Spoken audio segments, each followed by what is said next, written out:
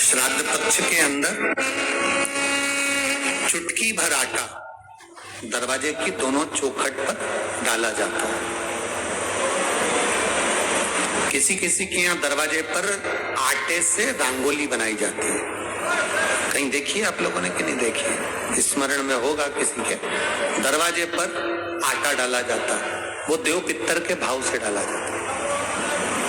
जिस बेटे बेटी का मंगल विवाह नहीं हो रहा हो, शुभ कार्य की सूचना नहीं आ रही हो,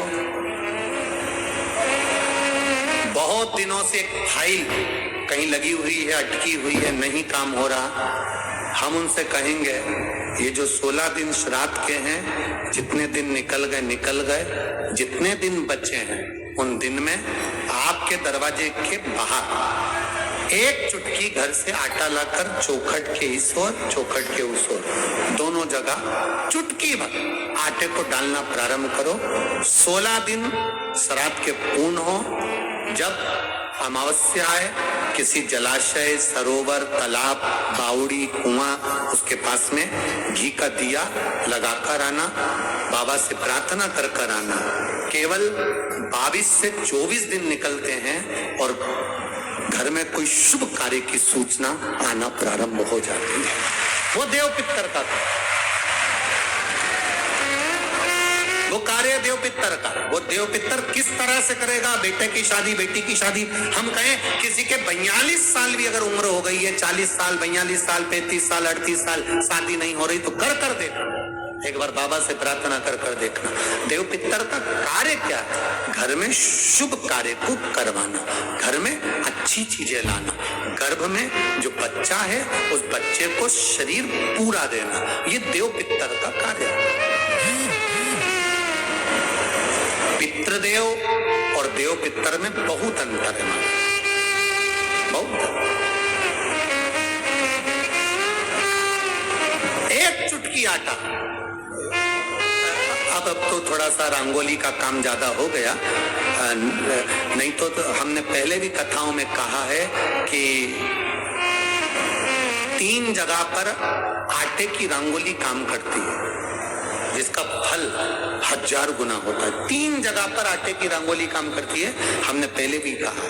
पहला, पितरों की पूजन हो रही हो, पितरों का पाटा भरा रहा हो, पितरों के लिए जोत लग रही हो, पितरों के लिए या अन्य स्थान पर कहीं पूजन हो, तो वहां पर आटे की रंगोली काम आती है। वहां पर रंग बिरंगी या पत्थर की रंगोली नहीं, मिट्टी की रंगोली नहीं, आटे की रंगोली काम आती है। दूसरे नंबर पर,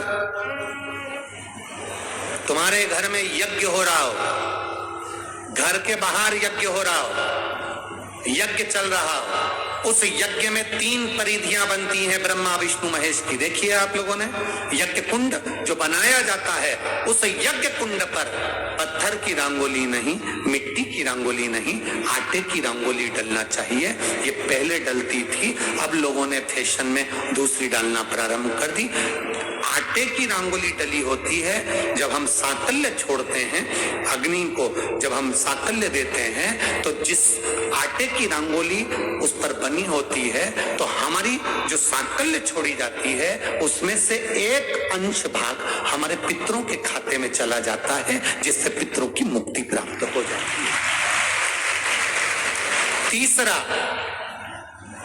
आटे की रंगोली तीसरी, घर में शादी हो रही हो, मंडप बना हो, उस मंडप के नीचे जब पूजन हो रही हो, उस समय पर पत्थर की या मिट्टी की रंगोली नहीं। अगर पंडित पूजन करा रहे हैं या मंडप की पूजन हो रही है, जिसके नीचे लड़का लड़की की भांवर होगी, दूल्हा बैठेगा, दुल्हन बैठेगी, वहां मिट्टी की रंगोली या पत्थर की रंगोली नहीं, उस जगह पर आटे की, हल्दी की रंगोली डाली जाती है। अब आपके यहाँ डालते कि नहीं डालते पता नहीं, पर हमारे यहाँ शास्त्र रीति कहती है ये 3 जगह की जो रंगोलियां हैं, ये हमको आटे की रंगोली डलने से, क्यों शादी के मंडप में पत्थर की रंगोली या मिट्टी की रंगोली क्यों नहीं डाली जाती? शादी के मंडप में, यहाँ दूल्हा दुल्हन की शादी होती है, वहाँ पंडित जी भी आटे की रंगोली डाल देते हैं, घर की बहन बेटी आटे की रंगोली डाल देती है। उसका कारण क्या होता है? जिसकी शादी में मंडप के नीचे आटे की रंगोली डलती होती है वहां पितरों को निमंत्रण नहीं देने की जरूरत पड़ती। वहां पितर उस वर कन्या को आशीर्वाद देते हैं जिससे उनका वंश बढ़ता है, वंश रुकता नहीं। और ये निश्चित है जिसकी शादी में, जिसके विवाह में आटे की रंगोली डलकर भावर हुई होगी, उसके घर में संतान सुख रुक नहीं सकता, उसके यहाँ संतान का सुख होता ही है। जिसके यहाँ आजकल ये पत्थर रंगोली डाल देते हैं, डाल दिया और कह दिया बस, क्योंकि आजकल फैशन में तो दुनिया जी रही, तो आटे की रंगोली कौन डाले, तो वो फैशन में चल गया। तो संतान की प्राप्ति में भी थोड़ा सा, अब तुम देखो पहले का समय आज का समय कितना अंतर है महाराज।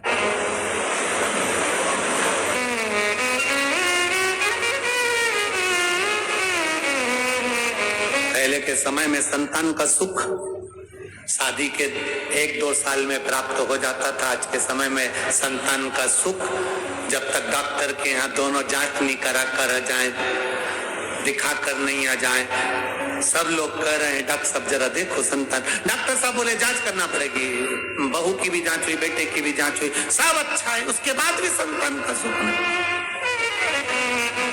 उसके बाद भी संतान की प्राप्ति। शिव तत्व को जानने, शिव महापुराण की कथा कहती है 3 जगह आटे की रंगोली की मूलता है। बोलेंगे आप लोग, पहला स्थान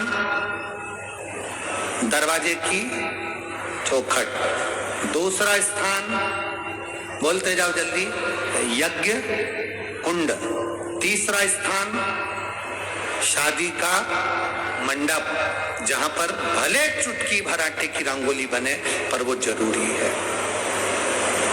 3 स्थान आटे की रंगोली के, ये उसी तरह है जैसे तुम्हारे दरवाजे पर तुम मोती की बंदरवाल लगा लो, चमकदार बंदरवाल लगा लो, हाथ से बनी हुई बंदरवाल लगा लो, पर जब तक तुम आम के पत्ते की बंदरवाल नहीं लगाते तब तक घर में लक्ष्मी का प्रवेश नहीं होता है। आम के पत्ते की बंदर,